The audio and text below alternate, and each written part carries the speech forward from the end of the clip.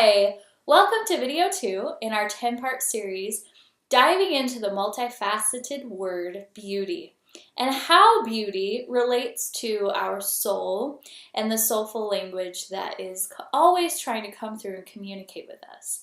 I'm really excited about this episode because we get to dive deep into the word, and this is our first deep dive into one facet of the word beauty. But before we get into that part, I want to talk a little bit about the concept of language and how incredible it is when you really dive into human language, but also into soulful language.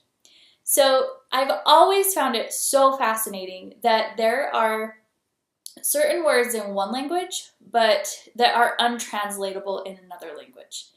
It's so interesting that some languages have more words, more vocabulary to explain different things that may not be explainable in another language.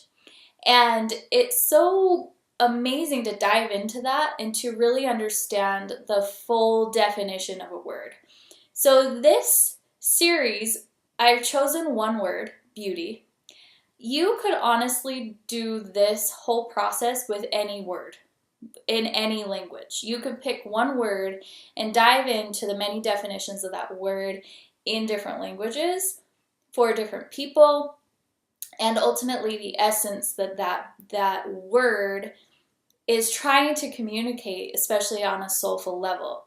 For me, beauty is a very soulful communicator and always has been in my life.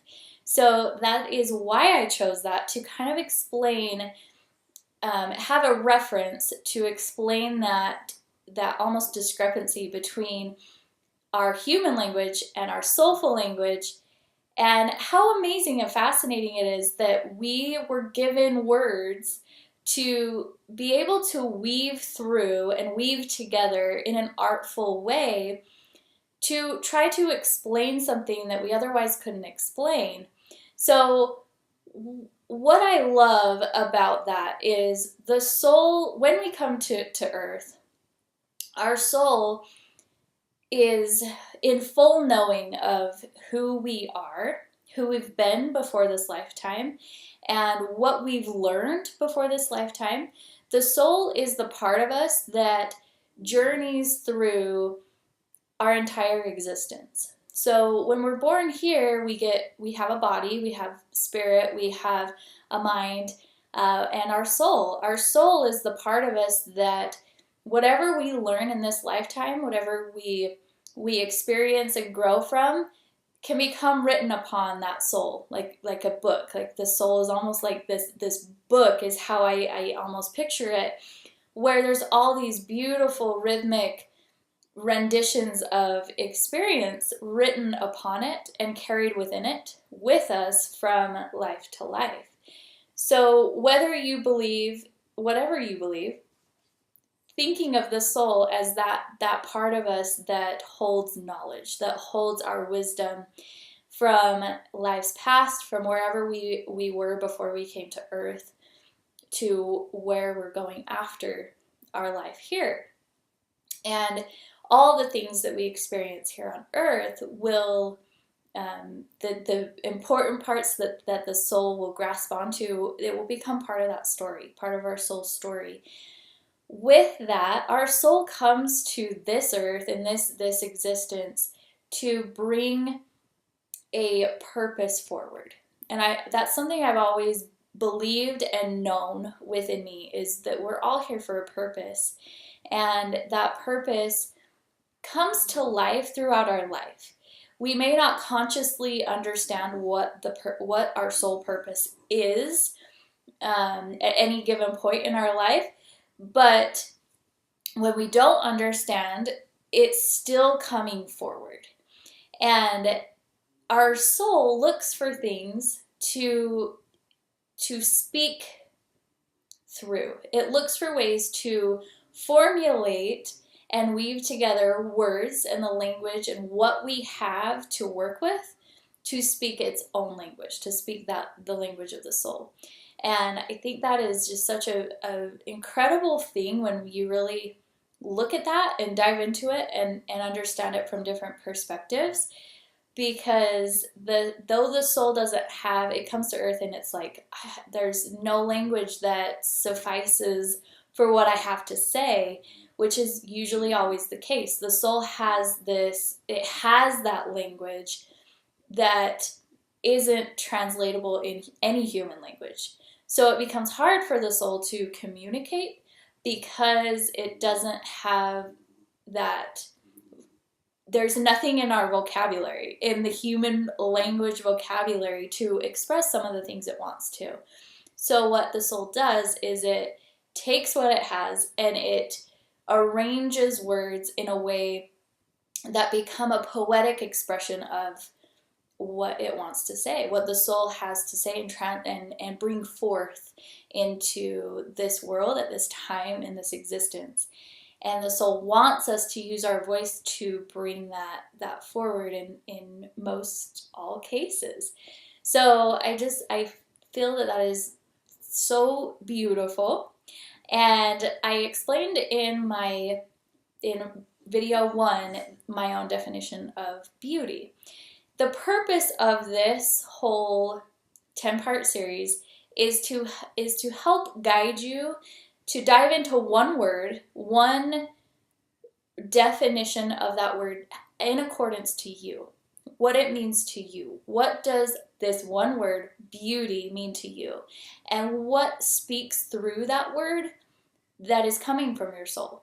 And I think that just by looking into one word, just one word alone, we'll uncover parts of our soul, of what our soul's trying to say, by diving into our inner world and understanding what it means to us. There are many definitions of one word across different languages and different cultures throughout different societies, and outside influence that has come into one word itself. But I firmly believe that where the soul doesn't have a language that explains everything it wants to explain, and that there's an absence of vocabulary for the soul to communicate what it wants to communicate. I think that our subconscious mind will attach to one word things that the soul wants to say. So beauty, for instance, could mean something completely different to me than it means to you. It could mean something completely different to me than it means to the definition in the dictionary. It could mean something completely different to me than the word means in a different language. Or it could mean all of those definitions plus what my soul has translated through experiencing beauty. And I think that happens with a lot of different words throughout the different experiences we have on earth, that our soul's just working with what it has. It's working with the experiences we have and how we encompass different words and weave those different words to explain what the soul wants to say. So diving into beauty as an example of that, we will focus on that word through this 10-part series, but I hope that it will spark something in you to look at language on a deeper level, and to also look for unspoken language, the language of just being, and how the things that we're drawn to communicate what the soul wants to communicate, not with words, in different ways, which we'll get into that as we go through the definitions. So I'm really excited about this, getting into our soulful language by diving into one essence of an energy or a word, a feeling that we have here on earth. So to kind of go into that, to bridge into the definitions and defining your own definition of beauty, what sparked this for me? I was actually 16 years old when this came to me when the universe has a funny way about bringing synchronicity and working with all the things around you to bring you something that it wants your attention on, to work with your soul and kind of work in correspondence with your soul to bring all of these things synchronistically into your life in different ways.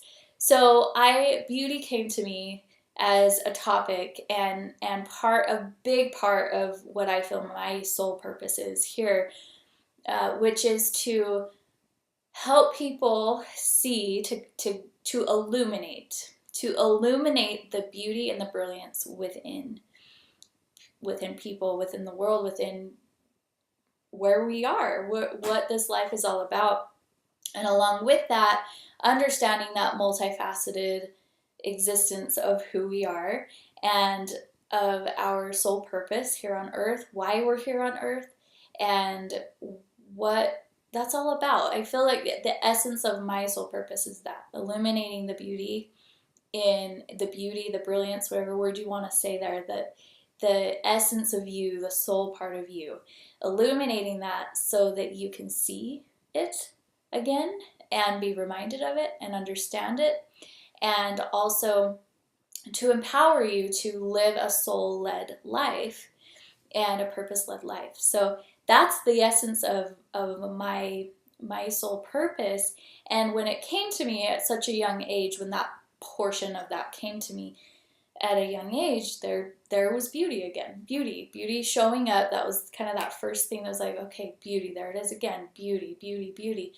And at that time in my life, I was seeing this kind of underlying issue within society, within the collective, that the word beauty was becoming very diluted. And it was becoming a false, something that felt very false in the real essence of the word. It felt like talking about beauty, anytime beauty was talked about, it was makeup and it was fashion and it was look like this and Photoshop this and that. And it was all about, especially at that time in my life, I started noticing that it was this perfection. Like beauty became this perfection especially in the Western world. It became this something to attain, like attaining a perfect image of what society was saying beauty was. And on a collective level, I could see the damage it was doing, especially to women. And as it escalated and kept going, and I was seeing all of this kind of happen, it broke my heart to see young girls worried about what they looked like and looking in the mirror and thinking, oh, I don't like this about myself or this, and they're young. And there's been a lot of studies around that, how little girls watching their mothers assess themselves in the mirror or get upset at what the scale said, or feeling inadequate is ultimately what was spawning from all of that. And these young girls were seeing that in younger and younger ages. This self-esteem issue started rising all around this false definition or feeling of beauty. And it really bothered me. It really, really bothered me. And as beauty kept showing up, it was like, this is something I need, like that needs to be, I need to dive into this, because it's not right. It's not something, not to bring right and wrong into things, but it's not the truth. It's not the truth. And we're giving that truth away to believe in this falsity or this illusion that's becoming so detrimental to our society, to women, to the divine feminine, and bringing things further out of balance. And as that was happening at that young age of 16, seeing all of that, knowing my purpose was to help people see see beauty, illuminate the beauty within them, the brilliance within them. And then there was this like false thing going on in the collective of what beauty, the illusion of what beauty was. So I saw this big discrepancy in it, and all these different things, these different signs and all kinds of things kept coming in my life about beauty. And so it just kept reminding me, okay, there's something here. So around that time, I found a book. I'm going to look up the author because I didn't write it down. I found a book. I literally walked into a bookstore. I was a new driver, just got my driver's license, and I spent a lot of time at the bookstore because I love books and always have. So that's where I would go anytime I had free time. And I went to this bookstore with this topic heavy on my mind. And I walked in and literally walked straight to this book. Straight to the book. And I picked it up, and it was called 6 Names of Beauty by Crispin Sartwell. And this, if you can see it on my phone, I don't know how the light is. 6 Names of Beauty, Crispin Sartwell. So I walked straight to this book. I still have the book. It's somewhere like packed in a box somewhere because I haven't unpacked everything. It's okay. I'm being real here. So need to find all my books. I still have the physical book, and it's one of my most favorite books. And I actually had forgotten about it. And as I explained in my first video of this series, I sat down to post my first video, which was a completely different video than what I posted. And right when I sat down, I had this thought, like, remember that project you did about beauty and this and that? And it all just flooded in. So I went and grabbed my project book that I kind of based off of the concept of that time in my life. And I recalled all of this. And I just felt so led to have this be the first topic that was discussed on this channel to kick it all off. So it was interesting that just kind of popped in. So recalling this book, when I picked it up, 16 years old, in this bookstore, it was like, buy this book, you have to have it. So the book's amazing. It's a great book. It's a very quick read, like just over 100 pages. It's very quick read. But what came from the book itself for me, it sparked so much. With all of that concept going on in my life and seeing the different things I was seeing, finding this book, it just drew me in so much. And as I read through it, so much came through. It's one of those things where you find something and it sparks something within you, and then your soul is let free and runs wild with it. And all these things come through that expand and go deeper on that spark, on that topic. So this book was beautiful, and I'm basing these episodes a little bit off of the chapters in the book. So 6 Names of Beauty, incredible book. So we're going to dive into what the first one was. The first rendition of beauty. So the way that the book was written is each chapter is a different name of beauty. It's beauty in a different language. And the author talks about what it means. Like there's slightly different meanings in the word beauty in different languages. And that meaning comes from culture, like the cultural poles that are involved, which that's a whole other topic, a whole industry topic that you can dive into is cultural beauty. Like what cultures pull on what you find beautiful, what pressures it puts on you to present yourself in a certain way to be beautiful or to be seen as beauty. And that often contradicts with what your own feeling of beauty is. So one of those discrepancies with being a human, is that inner beauty, that inner feeling and definition of beauty, and what the outer world is telling you, or you think that expectation might be of beauty. So the book talks briefly about that. In my opinion, it went very surface level on a lot of these topics. And it was amazing that it gave you, like, here's the topic, here's the concept, here's what that means. But what it did for me was it opened a door, and I was able to dive. Like, I was able to dive deeper into each of these topics and really think about things from a very different perspective.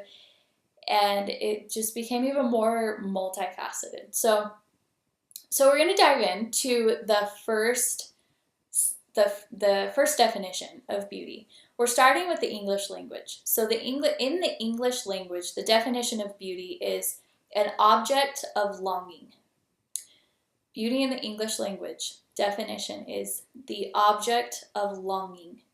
So when we think about that on a surface level, what was somewhat discussed in the book is, especially in the Western world, in most predominantly English-speaking languages, there's this relationship to beauty on a collective level, or on a level in society or cultural poles, that beauty is something to be that you long for. It's an object you long for. It's something that you are like, this is something I desire, I want, this is beautiful, whoa, like it opens this longing, this yearning within you.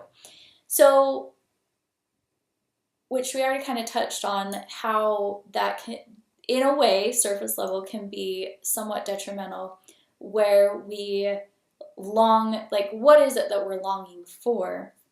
And in the Western world, with models on magazine covers and all these photoshopped images, and even more so with social media and in the online world, we are constantly looking at highlight reels from people's lives, and we're thinking, why is my life not like that? Or we're constantly assessing, it puts us in a place of comparison.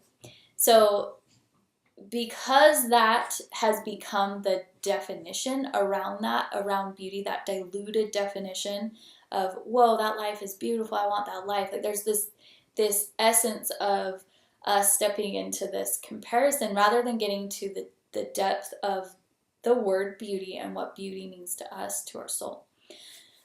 So diving deeper, though, into that definition, the object of longing. What does it mean to long? To long for something, to desire something, to want, to dream. When we think about that word, what I find and see, observation I've made, is when we long for something, even if it's surface level, it's usually the soul saying, hey, there's something deeper here. There's something deeper within you that needs to be explored and seen and heard. So when we long for something like followers on your social media, right? Or popularity on social media, that's a longing, that's a desire, but at the core of that, what is it? What is the soul trying to say? What are you really longing for?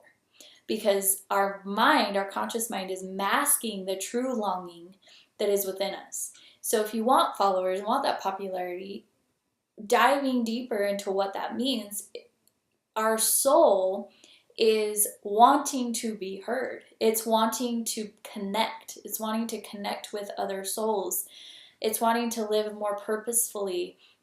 It's wanting to be heard. It's wanting to be seen and valued and loved.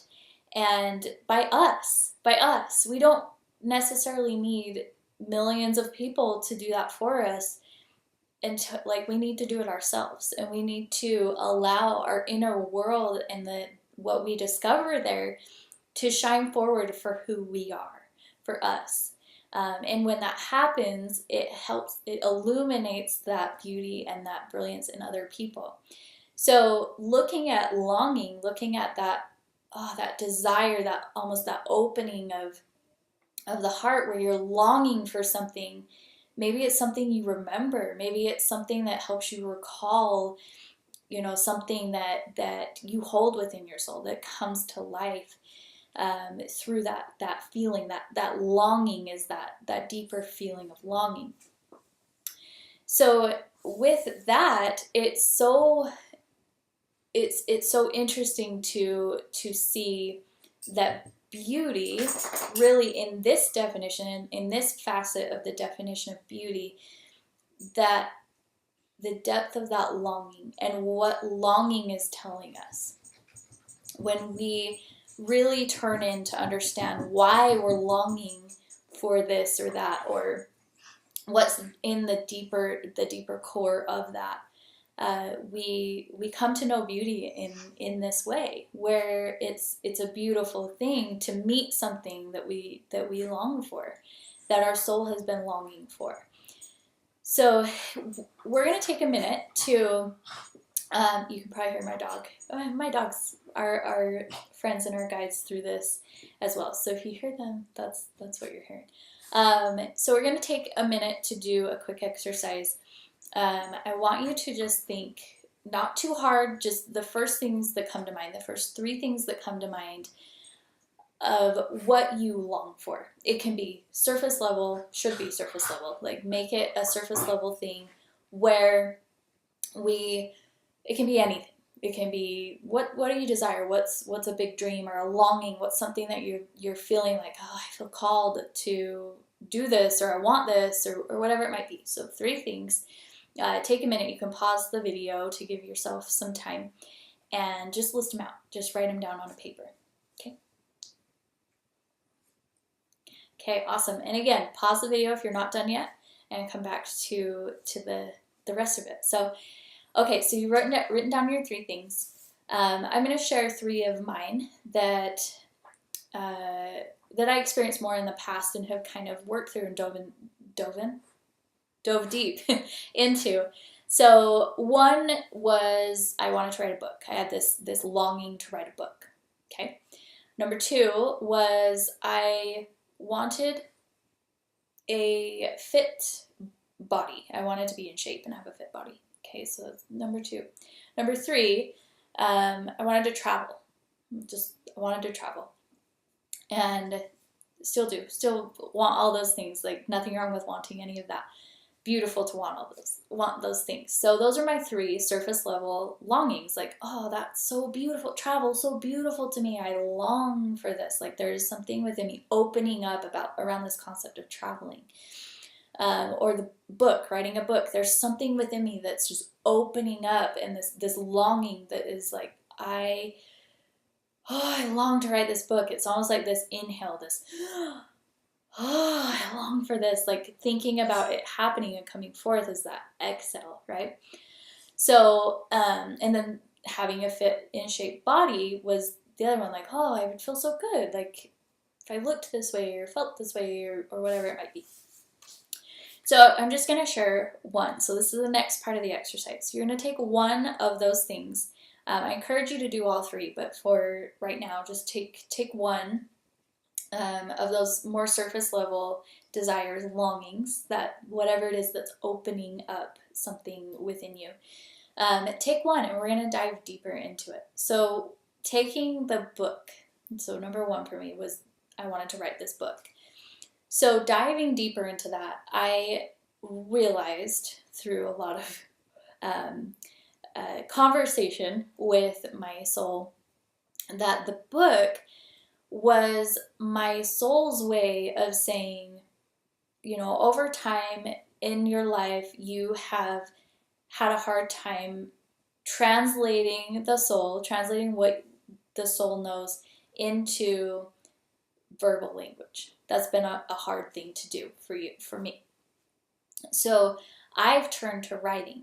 Writing has been something that has allowed my soul to express, because it gives me a way to weave those words together in a poetic, a rhythmic way that allows my soul to speak and get its message through the best that it can with what it has. So when I dove into that, I realized that there was some healing that needed to happen around my voice, to be able to share vocally with using my voice and dedicating my voice to soul and to soul language, to my soul purpose, to be able to speak these things and not just have to write a book. The desire of the book, the longing for the book, was my soul saying, it's time to share this. It's time for this wisdom within you, this what's written on your soul, to be shared and to help and to illuminate things within other people as you discover them within yourself. So the desire for the book was that. It was the soul saying, it's time to share. It's time to share for you. Like, you need to share this. This needs to be out. Like, it needs to be born into the world. So that was the deeper essence of my book. It wasn't just about writing a book. Like, anyone can write a book. You can write a book. But it was what was deeper there was, okay, like, there's this healing that needs to take place. And then second to that healing, it was a way to turn up that volume of my soul. Because over time in life, when we're born into this world, that volume, that soul language is at a really high volume, and we can hear it. We can hear it all the time. We feel it. We live it. We're it. Like, there's no separation in it whatsoever. But over time, as we start to learn human language and we start to see that there is discrepancy between soul language and human language, that not all the vocabulary is there, that not all of the essence of expression is there, we tend to rely on what we're learning and what outside expectations are, and often we start turning that volume down because we're trying to absorb all of the means of language, of human language, how to be understood here on earth, and how to function, how to live here.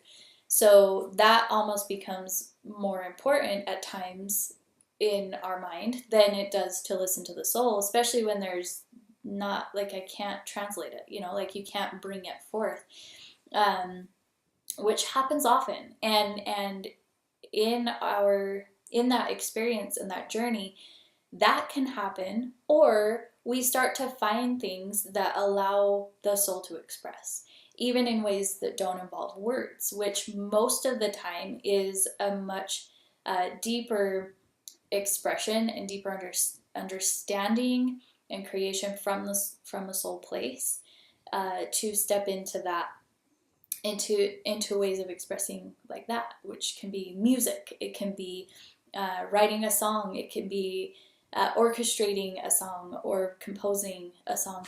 It can be compassion. It can be compassion and empathy and service. These are all ways that we allow beauty to open up and allow our soul to communicate through us in those ways. Oftentimes we don't need language. Oftentimes it can be a simple touch. It can be human touch. It can be a hug, or reaching out to someone when they need something, or just being there, just presence. It can be just communicated through presence, which is so beautiful. So those are the two things that we do when we realize that we don't have the language, the full language that our soul speaks and needs in order to communicate in a soulful language. So it finds these things in our life that allow it to communicate the best that it can with what it has through those different ways.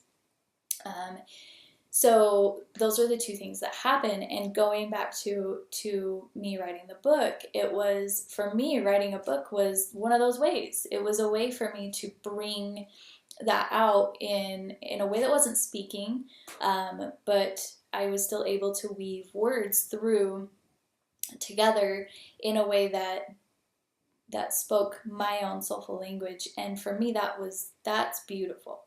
that's something that I find great beauty in, is that. So take a moment to just pause the video, take one of your items you wrote down, and dive deeper into it. Take a few minutes. Okay, awesome. Now, again, pause if you need more time. I'm not giving much time in the video just because I want to get through it all. So pause if you need to, and then come back to wrapping up this concept.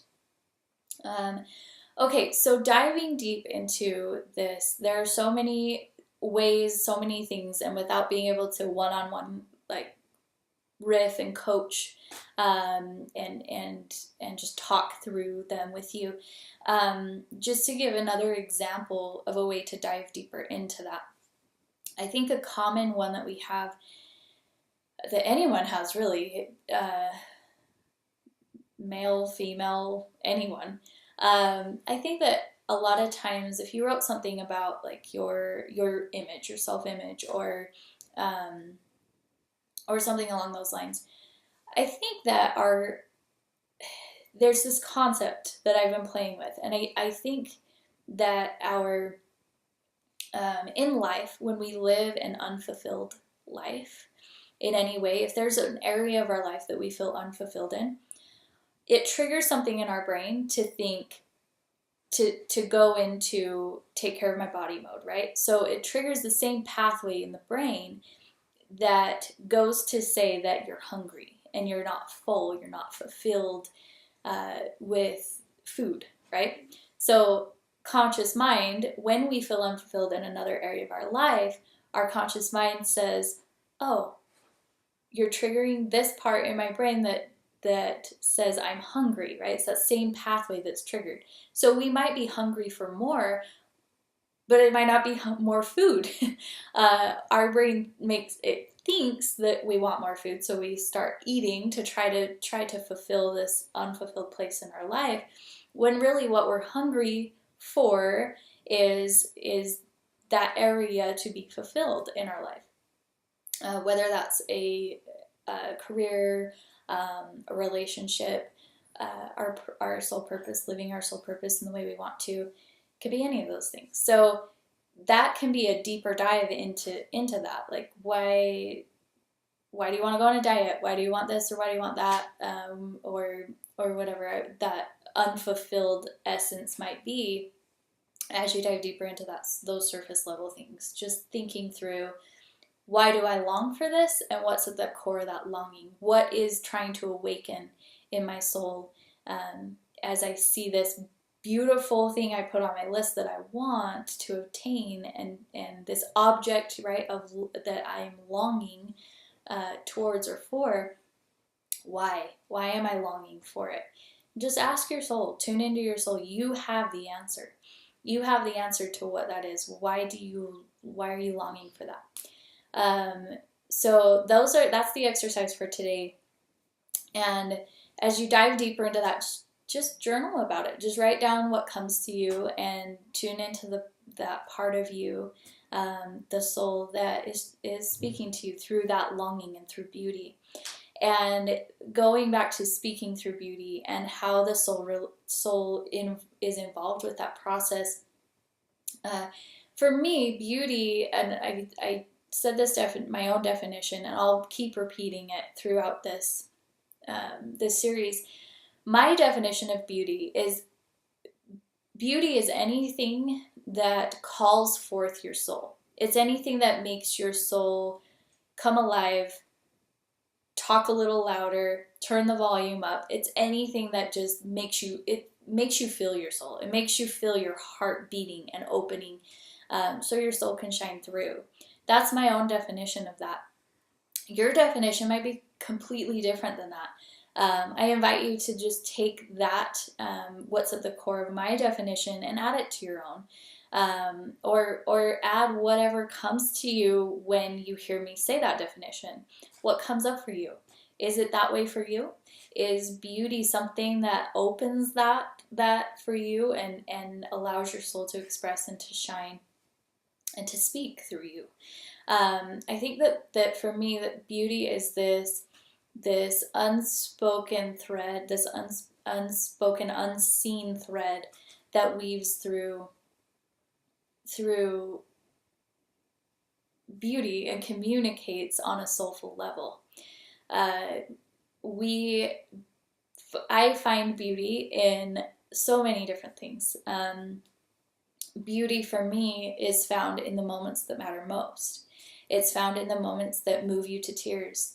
It's found in the moments that take your breath away for a brief moment. It's found in the moments that remind you why you're here and make you so grateful and eager to just be here and on earth and to live your life here and experience the beauty that it has to give and the connection that we have with each other, with all beings, especially, you know, the ones that resonate with us and are from our soul family or are part of our experience and existence here.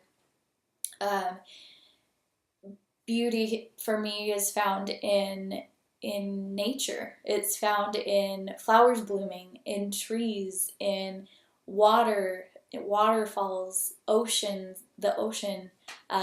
It's found in just connecting with nature and allowing it to speak to me. And when I feel that beauty, that longing opening up that part of me, that part of my heart where I can feel my soul come forward and start communicating with beauty through beauty. Like it's communicating through, oh, this is inspiring me. This is beautiful. This is like, it's awakening this part of my soul. And it's allowing that part of my soul to express just through the essence of beauty and through the language that's coming with it. Another place I find beauty is in animals. Animals are so such beautiful guides for us. The soul of an animal is so pure and so, in most cases, loving. It's wild. It's free. It's amazing. It's like there's an essence to an animal's soul that when you connect with it, it's a soulful connection, and that is beautiful. Like speaking through that beauty between beings where there is no language. You can't speak the language of an animal. The only thing that can come through when you're communicating with an animal is soul to soul. That's all that can happen, heart to heart. And so I experienced this recently when I met a dolphin, and I have always been drawn to dolphins. They're my spirit animal. Like I love dolphins so much and always have from young age. And when I met this dolphin, I felt that, and this part of me just came to life, and I literally felt every cell of my being dance. Like I can't even, there's again no words to express what the soul experienced in that moment, to reconnect with this soul that I have this deep connection with, and the beauty of that connection. That's something that I think I've always longed for in my life, where I have always been drawn to dolphins and wanted to be around them. I, as a child, wanted to be a dolphin trainer, an oceanographer, or a marine biologist because I loved dolphins so much. And when I finally got the chance to be one-on-one with a dolphin and feel that communication happening soul to soul, it was one of the most beautiful things I've ever experienced in my life. And that's beauty to me. Like that's beauty. It's soul to soul, awakening the soul, and beauty happens when that comes forth. So another way is human to human, in a way that the soul connects in that almost in that same light, animal to human, but connecting to another human being, even especially they're ones that are humans that are part of your soul family and have similar soul purpose as yours, and in addition and or to that is the people who support you on that, support your soul mission and your soul purpose, and they're always there for you, and they love you for you, and they love all the parts of you, and they see your light, and they are inspired and illuminated, and their own brilliance is illuminated by yours. That's beautiful. Like that is beauty to me. These are all facets of this, of what I define as beautiful. Going back to that, what our subconscious mind does when we experience something and don't have a word for it, the subconscious mind attaches it to a word. So a lot of that I've attached to beauty. It might be something different for you. We might even use multiple words for that explanation. Like beauty, it could be love, it could be essence, it could be, there's so many different words. We have chosen beauty to be the example through this series. So these are some of the things, like as you think through coming up with your own definition of beauty, thinking through what is it that awakens your soul, what is it that opens your heart, and what brings you to tears, what makes you feel like, oh wow, like that deep breath, that experience of beauty that comes into life. And even note down, is there something that explains some of those experiences that it might not be the word beauty, it might be a different word. Write that down too. And just come up with your own definitions for all those words. All the words you write down, beauty included. So that's the essence of what I want to talk about with the definition of beauty in the English language, the object of longing, that longing being this opening of, oh, the soul is speaking to me because it's I feel this longing, this remembrance that is awakening the soul through this beautiful thing I'm seeing, which that is a much deeper level of that definition and what it means. Maybe even a much more positive one than what we explained in the beginning, where it's that society-driven one. Taking that out of it and talking more from the point of the real, true essence of longing, the true essence of beauty. What does that mean?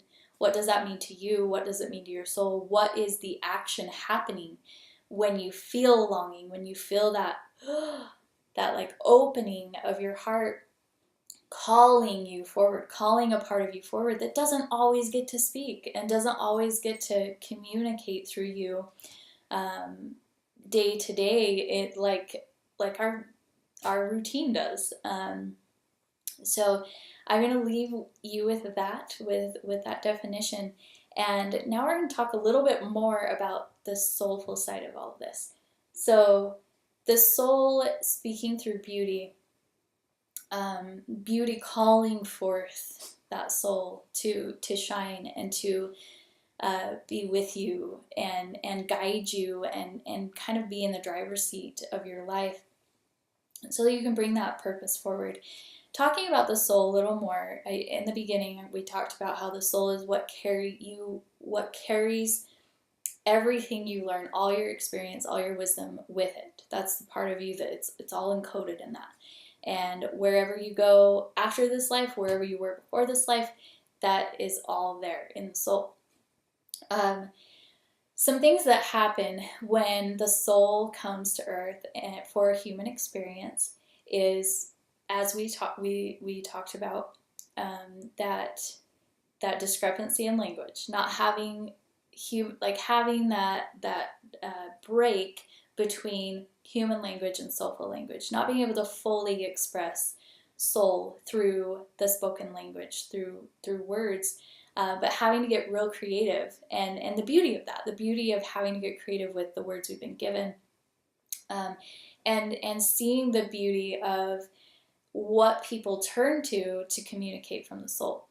Another thing that I find so beautiful is when people have found their art, found their craft, found their music, so to speak, where they, through talent and ability, they're able to express from the soulful way. Amazing singers, dancers, any doctors, any profession or talent that they have channeled their soulful language through is so inspiring to me, and it moves me to tears every time. Like, you can feel it. You can feel it when that is happening through talent.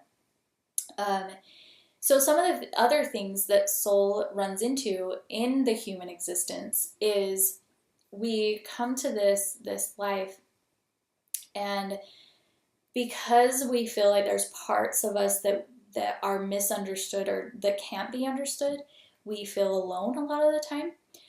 We also feel like there's this feeling of like kind of a home on earth, but not.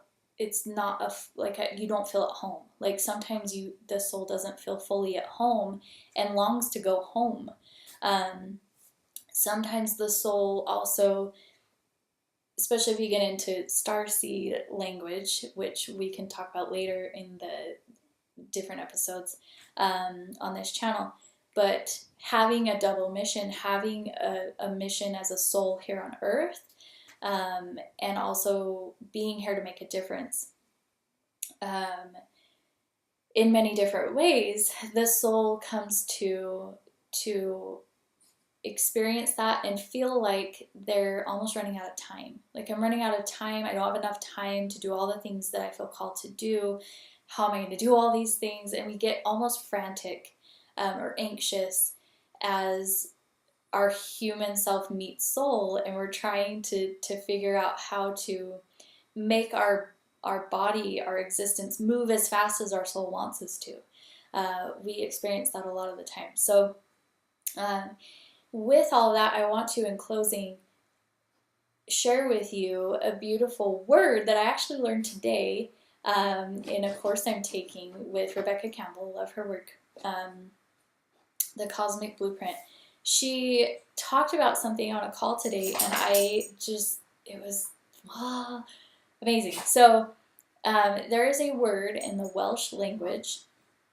The word is hireth, H-I-R-A-E-T-H.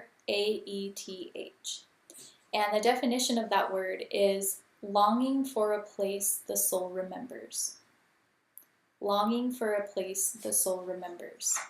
So when you think about that and having that feeling, that longing where it's like, I remember a place, or I remember my existence before this earth, or I remember this something within me that I have within my soul, heareth. That word just brings that to life, and also brings that comfort in knowing that it's a normal thing for the soul to experience, is that deep longing, that deep soul longing for part of our soul coming forth and being present in something that it remembers. And I feel that beauty is something that does that for the soul. When we experience true beauty